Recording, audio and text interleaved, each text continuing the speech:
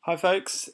Steve here, and let's talk through this really great film, Forbidden Lies, Australian film by Anna Brawonsky.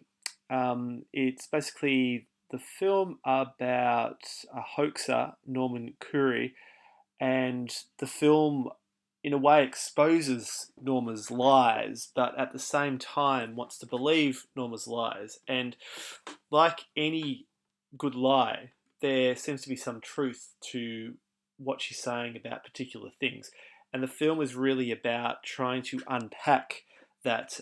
If you don't know the Norma Curry story, she wrote a book which was set in Jordan called Forbidden Love, which supposedly was about her own experience living in Jordan, about her friend who was murdered. And the film became a huge bestseller. A couple of years later, after the book came out, a journalist called Malcolm Knox kind of exposed Norma and exposed the lies, and basically everything in the book was a complete fabrication.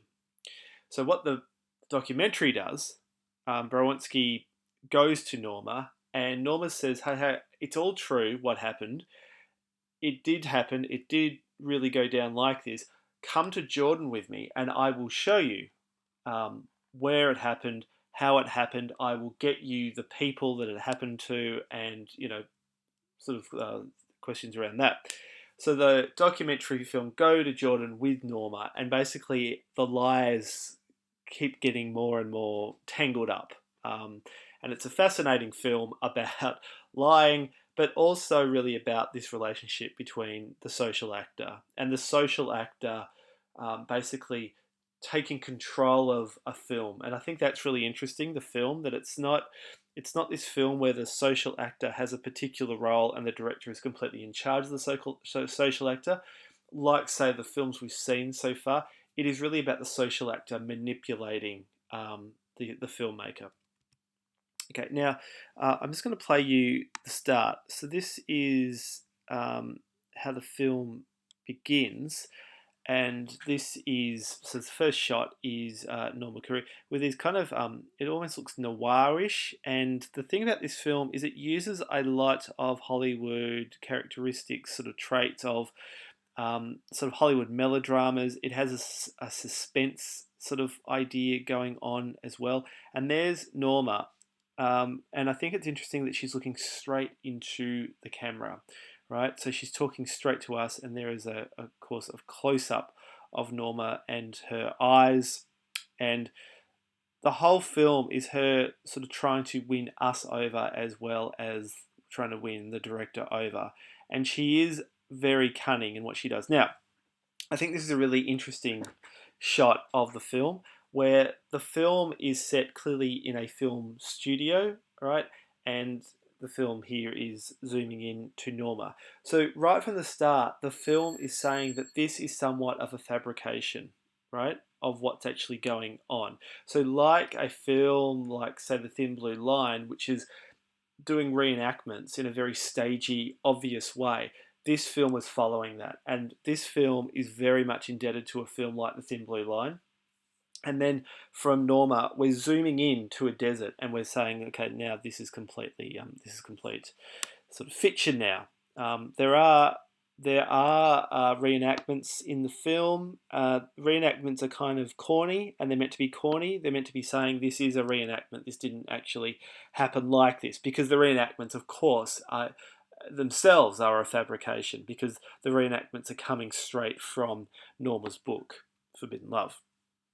Okay, now Anna Baronsky does say at one point in the documentary, "Come on, Norma, I know you're lying." And what's great about this film, and unlike many other documentaries, where a lot of documentaries is about the director saying to the social actor, "I believe you, I believe your story, I believe what you're actually saying."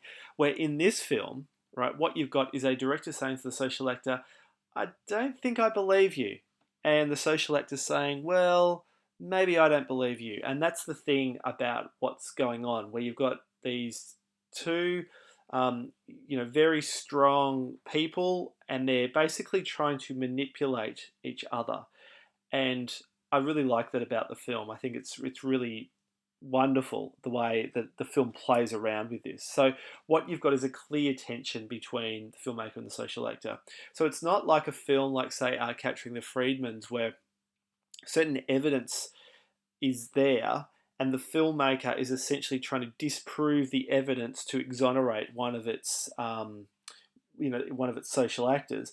This film is actually the director trying to get evidence to prove that the social actor is in fact lying, even though kind of deep in their heart they hope that the social actor isn't lying, because if they are lying, they're kind of taking them for a ride. Now, Boronsky said, "The art of a good documentary portrait is to gain your subject's trust and then betray them."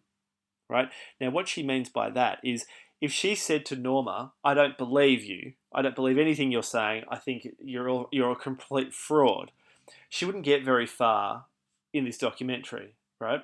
So what she does is she says, "I don't think I believe you, but you tell me the story. You take me to these places. You take me to these people, and and you try and convince me otherwise," right? So what you've got is a filmmaker playing the role of the neutral filmmaker, the neutral observer, when really she knows that what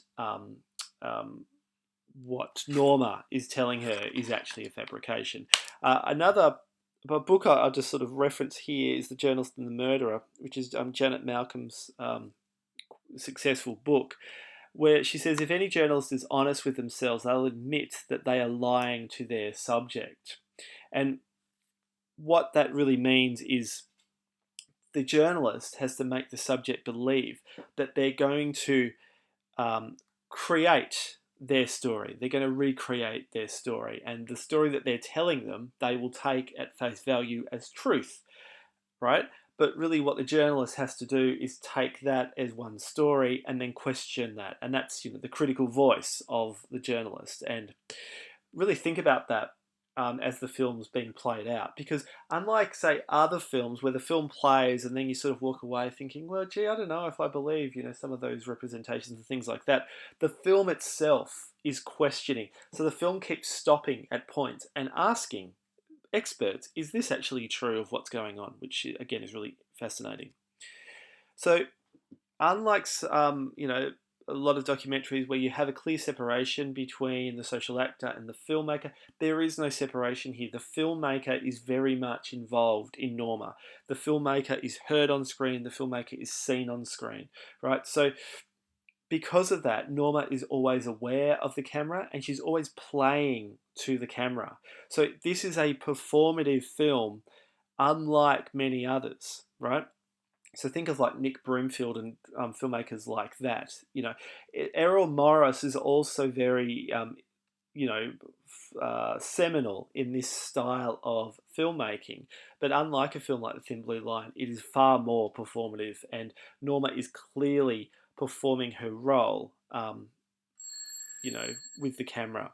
Um, and I think what's interesting about this film is the way that the filmmaker is sort of working their way through this movie. They're working their way through, what do I actually think about Norma? Like in one way, the filmmaker is very seduced by Norma, but in the other way, the filmmaker doesn't trust her, and that creates a great kind of tension and play on camera, but also because the filmmaker is saying to Norma, all right, you tell me your side of the story, right? It gives the social actor control. It gives them control to actually take on this documentary. So what you don't, it's like the filmmaker in a way becomes the audience, right? Because the social actor is the one making the film. The film goes where the social actor takes them. And I think that's fascinating, and that's unlike many, many documentaries where you might have a documentary filmmaker who's got some found footage, or they're trying to craft a particular argument around what they've got. Where this film was not like that, and it seems muddled, and it's purposely muddled because of that, because the filmmaker's trying to work their way around this material. Now, the the rule, or the idea of this film is really to trust no one.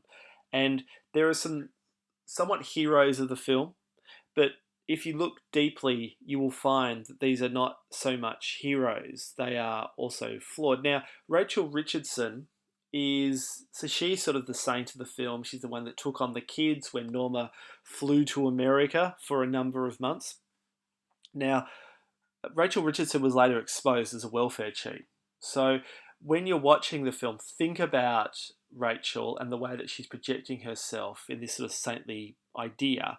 But at the same time, she's actually has her own run-ins with the law. So I think her relationship with Norma is far more complex and far more complicated than she makes out. Because what these characters try and do is portray Norma as the villain of the story, and actually that's not so true.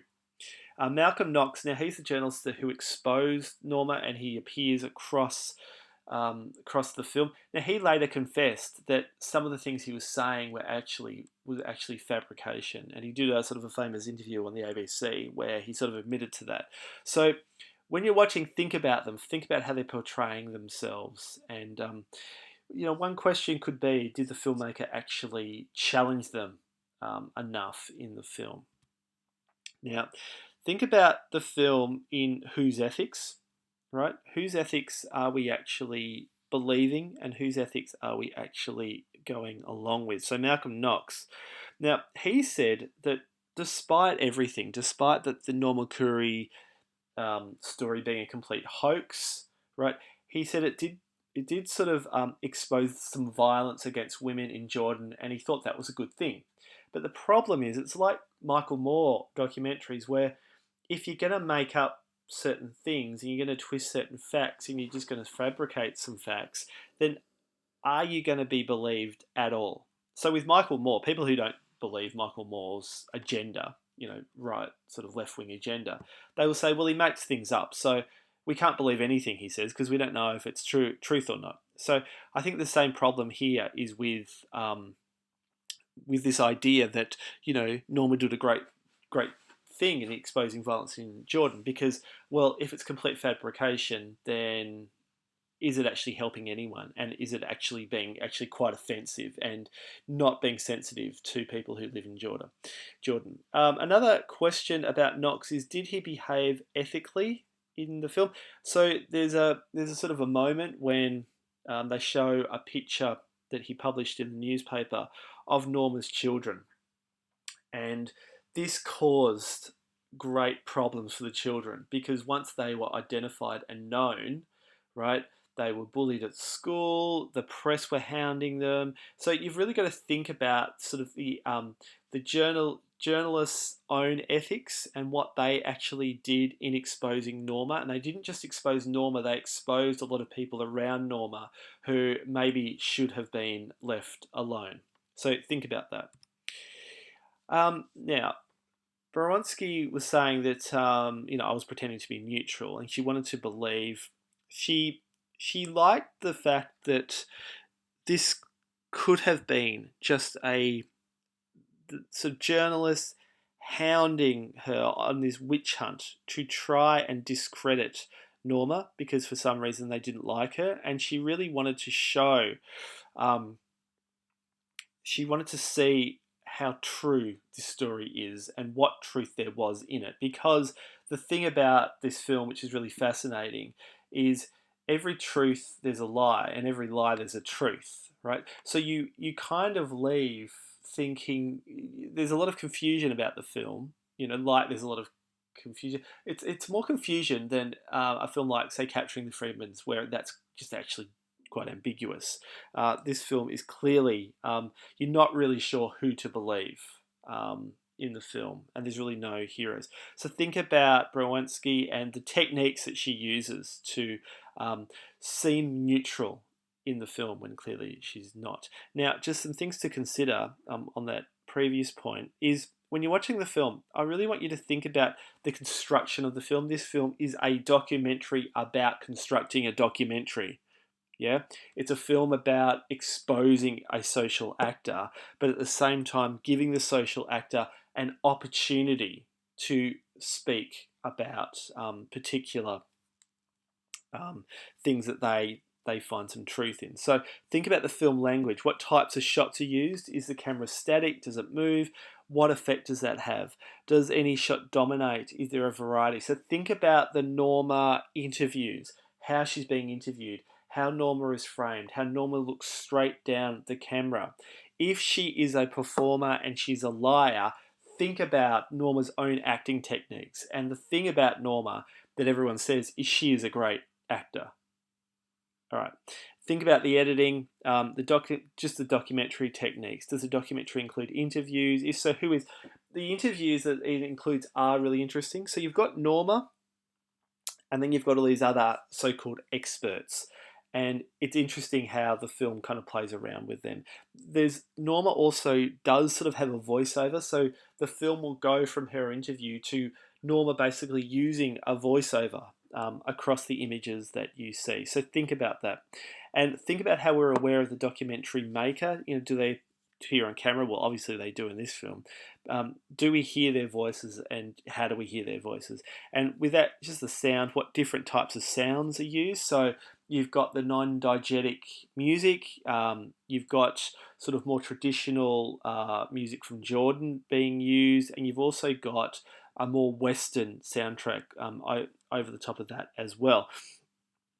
What is the effect of this music? And also, what is the relationship between the voiceover and the image? So, because the film in a way is trying to believe Norma but at the same time discrediting Norma, you will have Norma's voiceover and then you will have images which are completely contrasting that. So in the start of the film, when the film is actually saying, okay, tell us the story, and Norma's reading from her book and you're actually seeing these really corny reenactments, which actually are meant to look corny, right?